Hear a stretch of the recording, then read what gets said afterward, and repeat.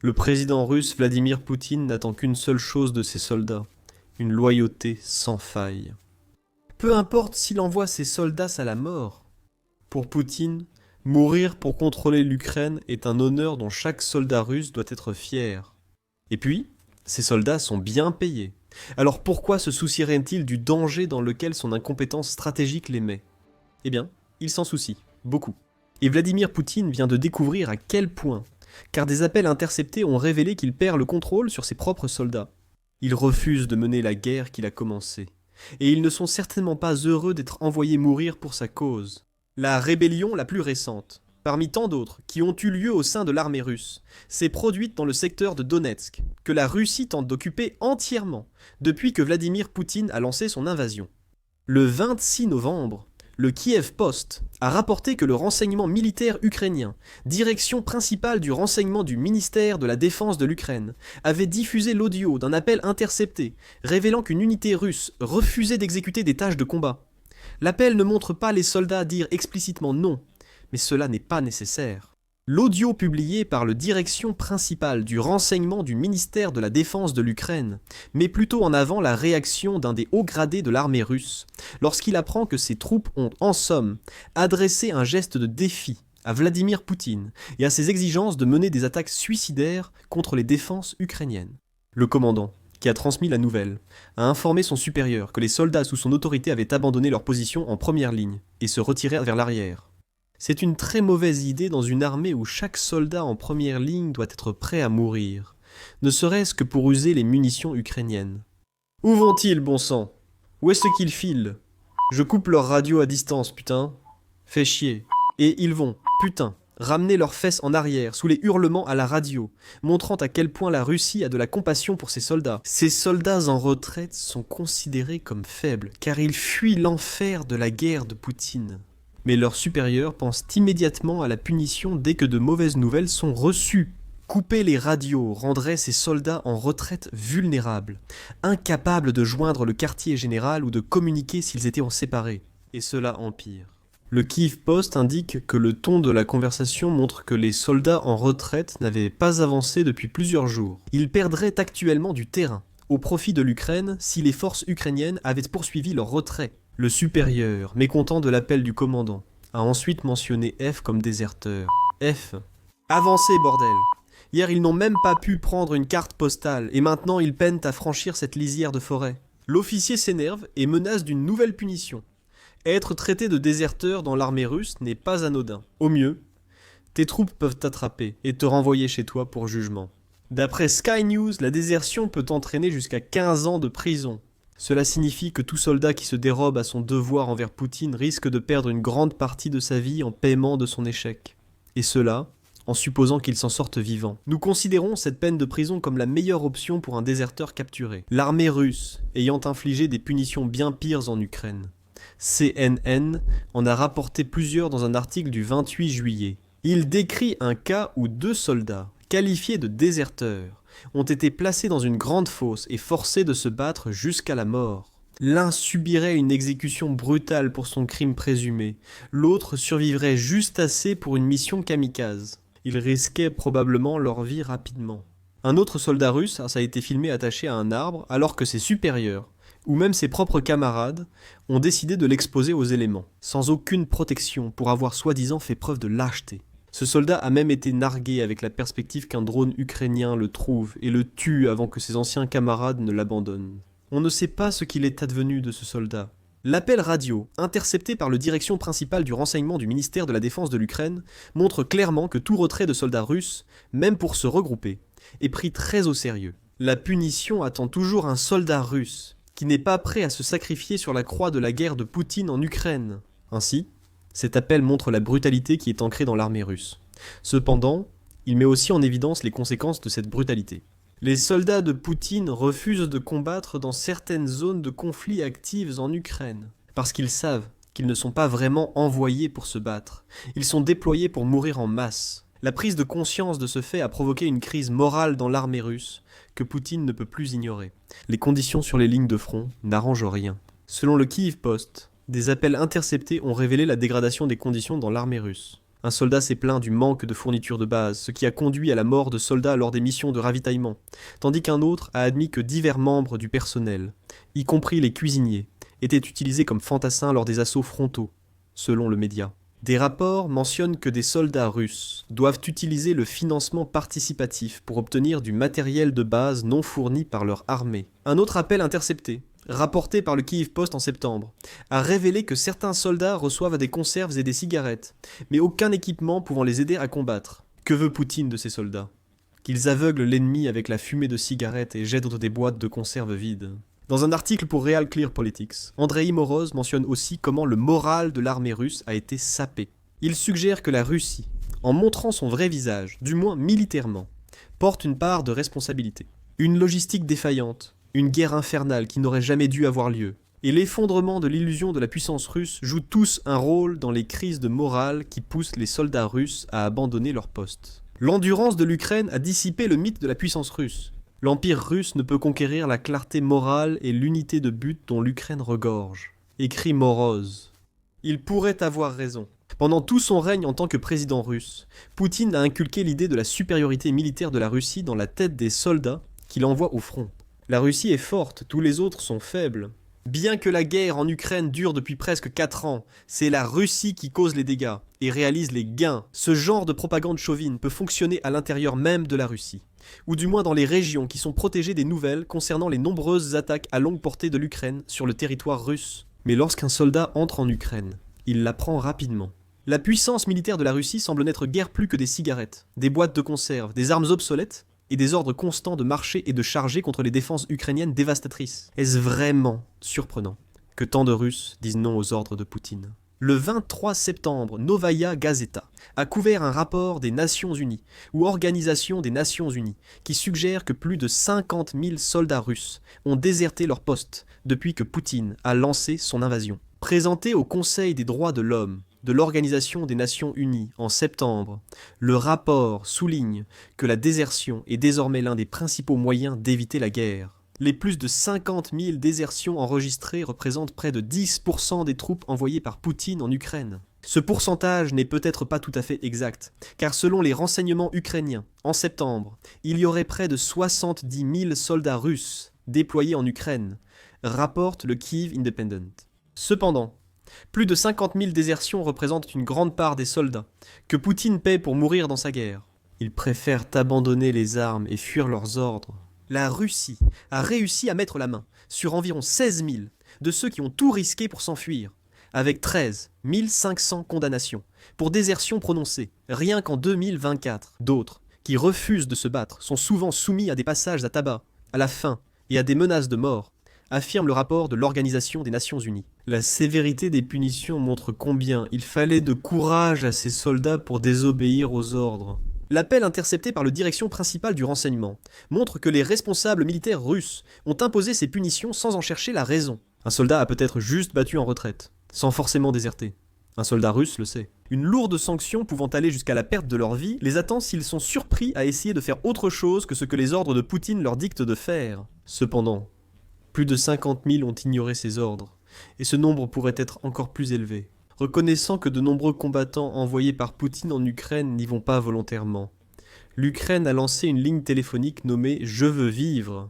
Ce service permet aux soldats russes de demander à se rendre à l'armée ukrainienne, cette reddition étant ensuite organisée secrètement.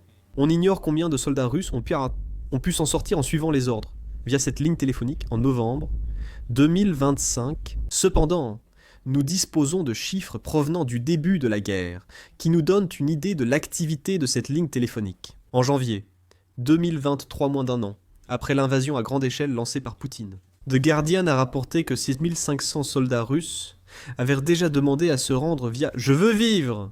Peu de demandeurs sont capturés avant d'être tués, blessés ou portés disparus au combat. En juin 2024, le Defense Post a signalé que 300 soldats russes s'étaient rendus grâce à la ligne d'assistance téléphonique. On peut supposer que plusieurs milliers de personnes de plus que les 6500, qui avaient fait une demande 1 an et demi auparavant, en avaient fait une depuis. Il est probable que plusieurs milliers d'autres aient fait une demande entre l'été 2024 et aujourd'hui. Des milliers de soldats russes cherchent une issue.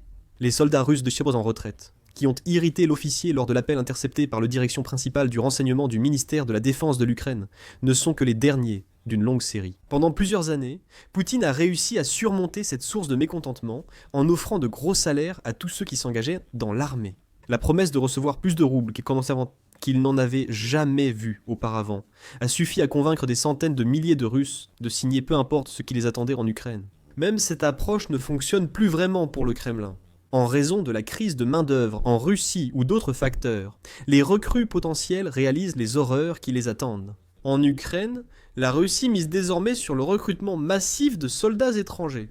Et elle ne parvient pas à faire signer ces soldats, en leur disant ce qu'ils feront en Ukraine. Les tactiques éprouvées sur beaucoup de la Russie, comme la corruption et la tromperie, sont utilisées pour recruter davantage de soldats étrangers, afin de combattre dans la guerre de Poutine. C'est ce qu'indique un rapport de CNN du 25 novembre qui précise que près de 200 soldats originaires de 37 pays autres que la Russie ont été capturés en Ukraine jusqu'à présent. Beaucoup de ces prisonniers évoquent des récits similaires de chantage, de mensonges et de pots de vin utilisés par le Kremlin pour les envoyer en Ukraine. La situation est devenue suffisamment grave pour que le président kényan, William Ruto, ait exprimé sa consternation face aux jeunes Kenyans qui ont été recrutés illégalement pour combattre dans la guerre. L'Inde connaît un problème similaire. Randir Jaiswal, porte-parole du ministère indien des Affaires étrangères, affirme que 44 Indiens combattent pour la Russie. L'Inde a de nouveau abordé la question avec les autorités russes afin d'obtenir leur libération dans les plus brefs délais et de mettre fin à cette pratique, a déclaré Jaiswal.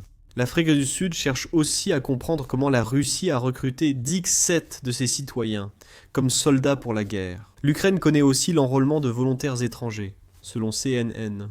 Cependant, cela implique que l'Ukraine agit légitimement, alors que la Russie recrute ses volontaires par tromperie. Le Kremlin a simplifié l'accès aux passeports et visas russes pour les étrangers contre un service militaire. Certains partent en pensant travailler en Russie, mais se retrouvent finalement sur le front en Ukraine. Walk Free, revendiqué en octobre 2024. Poutine pense peut-être que ses soldats étrangers obéiront plus facilement que ses propres troupes.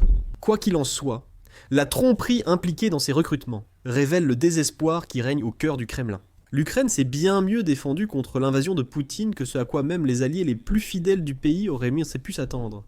Pour Poutine, la longueur de la guerre en Ukraine a été un vrai coup dur. Chaque mois rend plus difficile pour la Russie d'obtenir la loyauté de ses soldats. Tout cela amène à la question clé. Pourquoi Poutine perd-il le contrôle de ses troupes?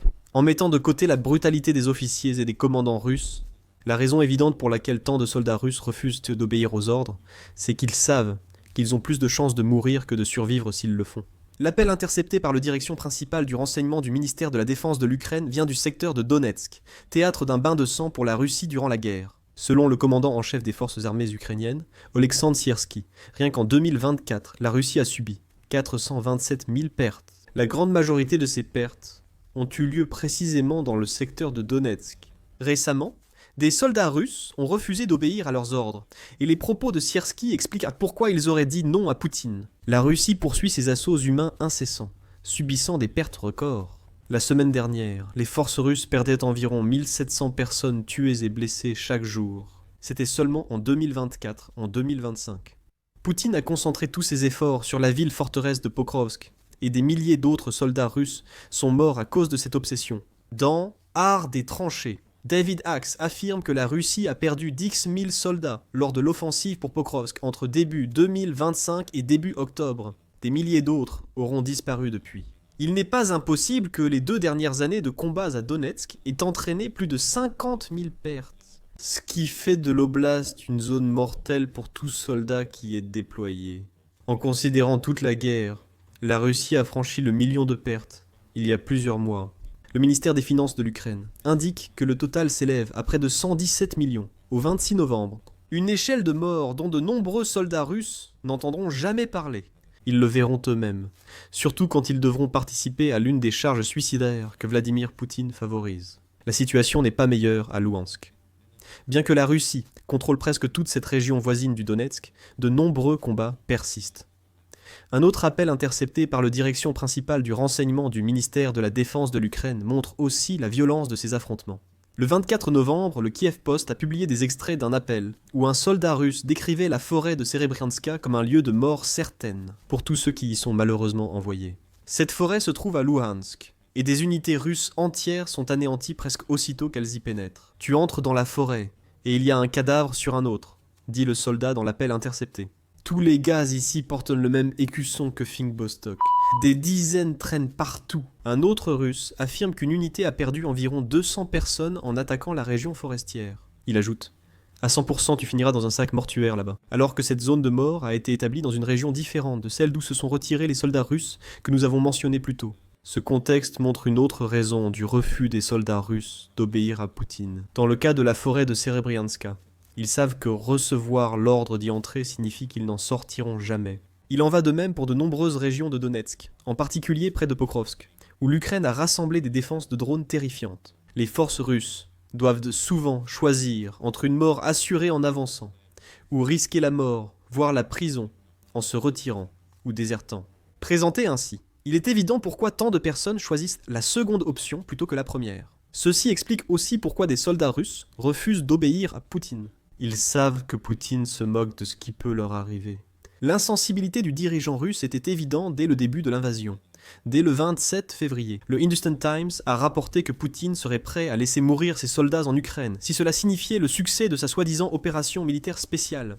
Quelques jours après le début de l'invasion, un média a déclaré que la Russie était prête à perdre jusqu'à 50 000 soldats contre l'Ukraine. Ce chiffre semblait trop élevé pour être réel en 2022, mais il en devient presque risible près de 4 ans plus tard, alors que le nombre de pertes russes est plus de 23 fois supérieur. Pourtant, le sort en était jeté. Poutine voulait l'Ukraine, et la mort massive de soldats russes était un prix qu'il était prêt à payer. En 2025, Poutine semble toujours indifférent envers ses soldats. Réagissant à la déclaration de Poutine sur le fait que tout lieu foulé par un Russe devient russe, le ministre ukrainien des Affaires étrangères, Andriy Sabaya, a expliqué sur X la véritable signification de cette affirmation. Parmi toutes les déclarations délirantes de Poutine aujourd'hui, celle sur le pied du soldat russe se distingue. En réalité, partout où un soldat russe pose le pied, il n'apporte que la mort, la destruction et la dévastation.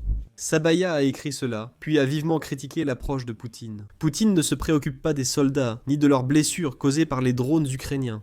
C'est un meurtrier de masse de son peuple. Il a sacrifié 1 million de soldats russes en Ukraine, dans un bain de sang insensé, sans aucun objectif stratégique atteint. 1 million de soldats, 2 millions de pieds. Cela peut être mieux que tout le reste, résume à quel point Poutine se soucie peu de ses soldats. Au fur et à mesure que ces soldats partent en mission sans retour, ou reçoivent des ordres insensés, ils commencent à refuser de se battre. Quoi qu'il se soit passé à Donetsk, ce n'est qu'un incident parmi tant d'autres. Et Poutine pourrait constater que son contrôle s'affaiblit encore davantage à mesure que sa guerre douloureuse et brutale se prolonge. Avec la désobéissance de ses soldats en première ligne, Poutine affronte aussi des groupes partisans pro-ukrainiens. En Russie, la Légion pour la liberté de la Russie détruit les infrastructures nationales, tandis que Poutine subit une trahison interne. C'est une grande perte de contrôle. Découvrez-en plus dans notre vidéo. Et si vous avez apprécié cette vidéo, n'oubliez pas de vous abonner à The Military Show pour d'autres vidéos montrant comment l'invasion de Poutine s'est retournée contre lui de façon spectaculaire. Et merci comme toujours de nous avoir regardés.